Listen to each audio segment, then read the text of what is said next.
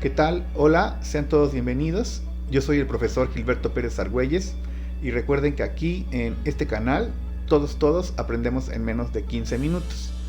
Antes de comenzar los queremos invitar a que nos sigan en nuestra página de Facebook para que puedan tener acceso a infografías y memes educativos.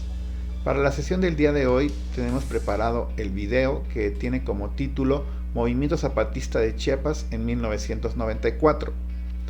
El objetivo de la presentación es conocer algunas causas de la rebelión zapatista en Chiapas.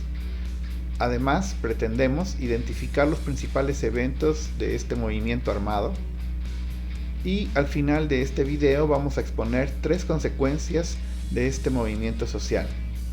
Dicho lo anterior, entonces, es momento de comenzar. Tenemos que decir que el primer día del año 1994, los conocidos como zapatistas, o sea, el Ejército Zapatista de Liberación Nacional, tomaron el control por medio de las armas de 5 municipios del estado de Chiapas. Nos referimos al caso de San Cristóbal de las Casas, Altamirano, Las Margaritas, Ocosingo y Chanal. El gobierno federal, la respuesta del gobierno federal en aquel momento, encabezado por Carlos Salinas de Gortari, fue enviar al ejército para sofocar la rebelión. Es así entonces como comienza esta guerra, una declaración de guerra por parte del EZLN hacia el gobierno federal.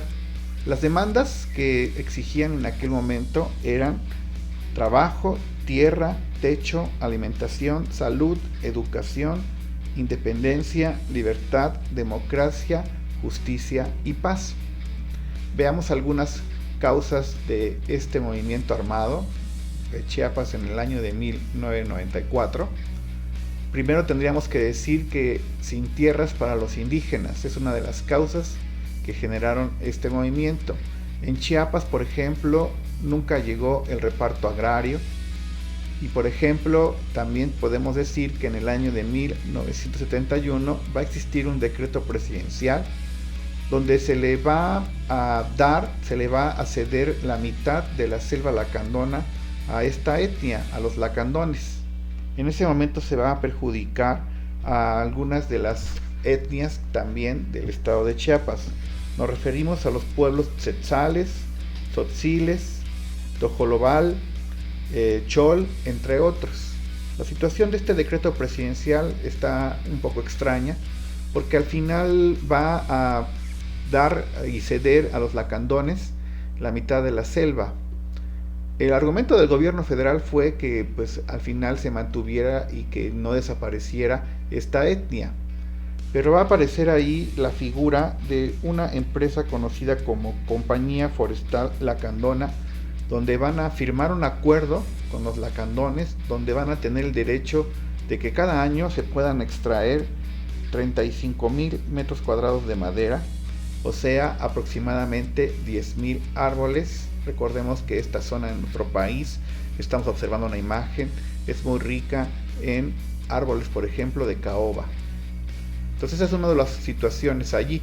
Este movimiento va a generar el desplazamiento de 10,000 personas, porque al final fueron corridos, se les culpó de usurpadores, ya llevaban viviendo ahí décadas. Y bueno, la situación y una causa de este movimiento armado podría ser esta. En el número 2 tenemos la politización de comunidades indígenas desde la década de los 80. Allí va a participar, por ejemplo, la iglesia incluso, a través de lo que se conoce como la teología de la liberación. Casos, por ejemplo, como el obispo Samuel Ruiz van a comenzar a educar a los indígenas, haciéndoles de alguna manera entender que también son personas, que son seres humanos.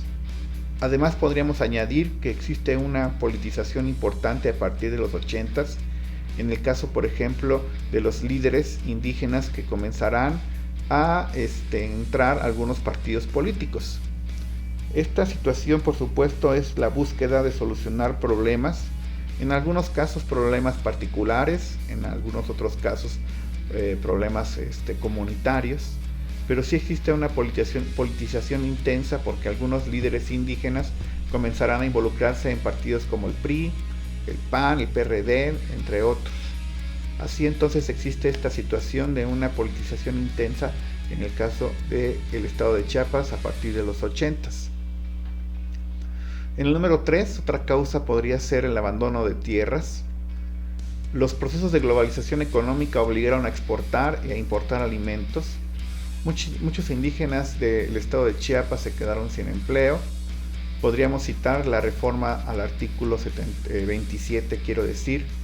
Esta reforma al artículo 27 en el año de 1991 pues va a permitir esta situación, sobre todo de que algunos particulares comenzaran a acceder a la adquisición de tierras. Se van a construir importantes presas. Chiapas va a tener un cambio importante en esta época donde se inicia este proceso de globalización, donde pues se abandonarán estas situaciones de los peones acasillados, de las personas que vivían de la agricultura, y entonces estas personas comenzarán a trabajar, porque ahora Chiapas se va a convertir en un estado que va a generar electricidad y también petróleo. Muchos indígenas chiapanecos comenzarán a trabajar en estas áreas, pero muchos otros abandonarán esta idea y se van a, digamos, a refugiar en la selva y comenzarán a tener este tipo de situaciones de exigir sobre todo una vida digna. Vamos a ver algunas partes del desarrollo. En el caso, por ejemplo, de San Cristóbal de las Casas, el día 1 de enero de 1994, los rebeldes entraron a la cabecera municipal y la tomaron, mientras Ocosingo fue sitiada desde las 6 de la mañana siguiendo el mismo procedimiento. Este movimiento pues al final va a llevar a los indígenas, hombres, mujeres, niños, con palos, con piedras, con lo que tuvieran a la mano, pues a intentar, ¿no?, esa cuestión de enfrentar al ejército.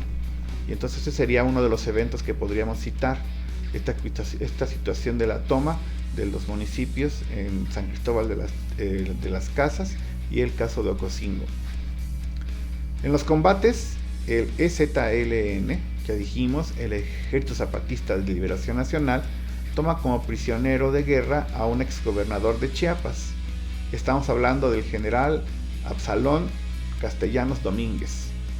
Al dirigirse al cuartel de Rancho Nuevo, comienza un enfrentamiento que termina con el repliegue de las fuerzas rebeldes, pues prácticamente tuvieron que rendirse, como dijimos, en prácticamente 10 días.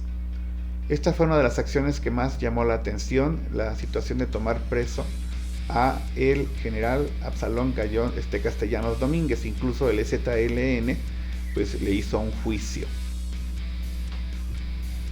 Las fuerzas de combate, habrá que ver algunas características, pues eran dispares.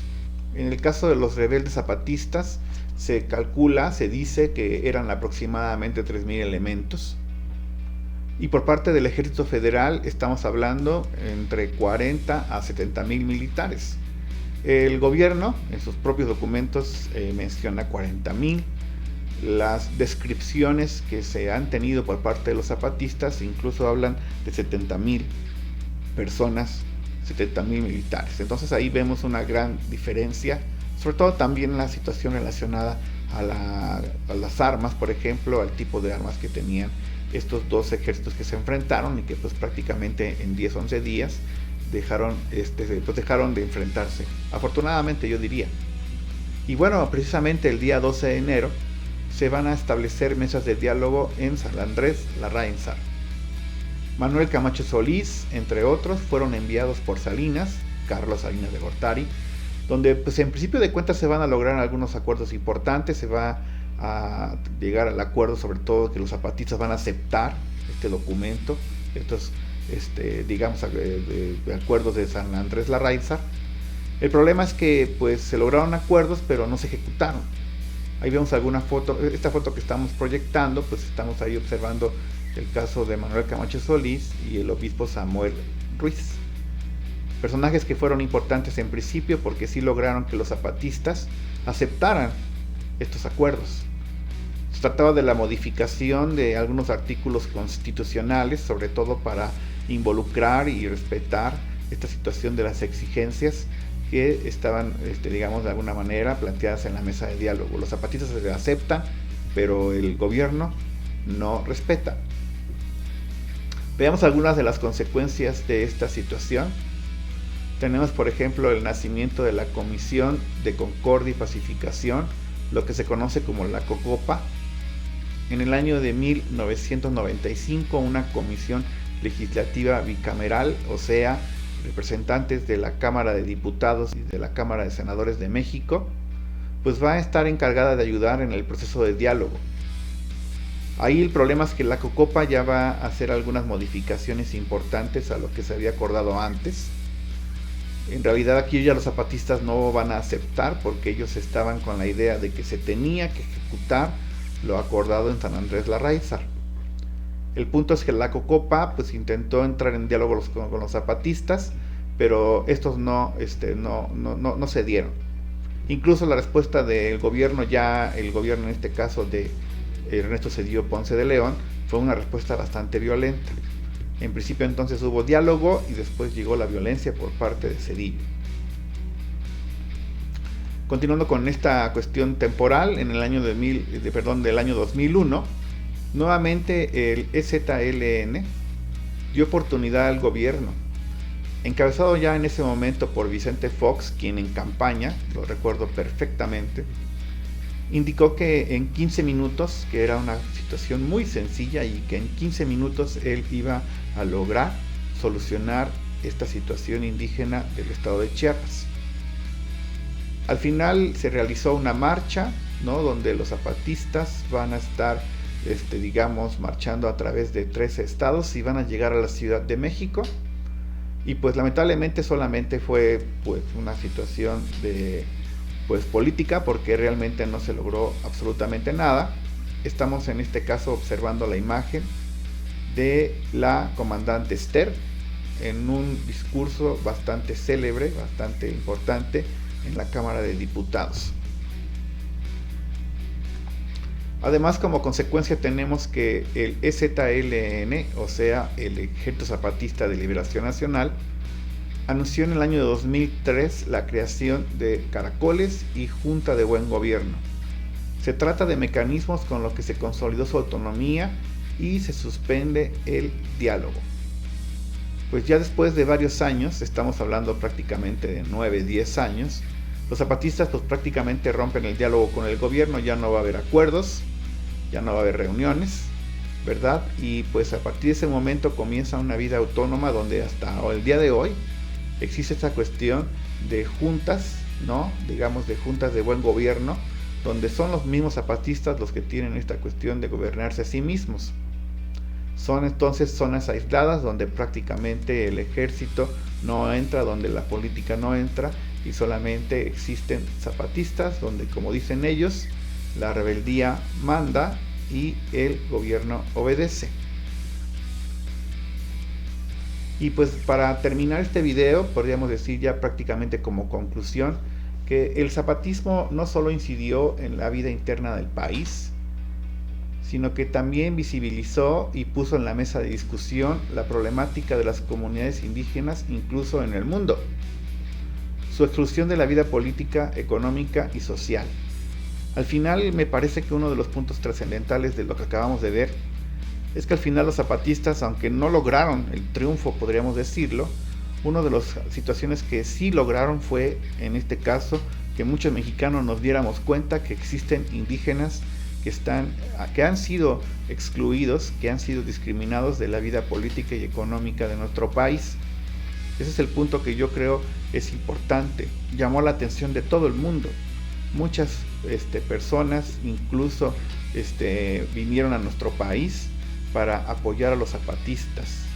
Muchas asociaciones europeas, por ejemplo, italianos en este caso, pues también tuvieron esa cuestión de participar incluso con donaciones económicas para apoyar el zapatismo. Hoy día, al final, continuamos con esta situación de suspensión del diálogo, pero lo importante es que al final lograron llamar la atención sobre esta situación y problemáticas de las comunidades indígenas. Con esto le damos fin a nuestra presentación. Por supuesto, les agradecemos muchísimo su atención. Los invitamos a suscribirse también a este canal para que estén ustedes atentos a lo que estamos nosotros publicando a través de la campanita de notificaciones. Por el momento es todo, muchísimas gracias y nos estamos escuchando y viendo en los siguientes videos. Hasta entonces, chao.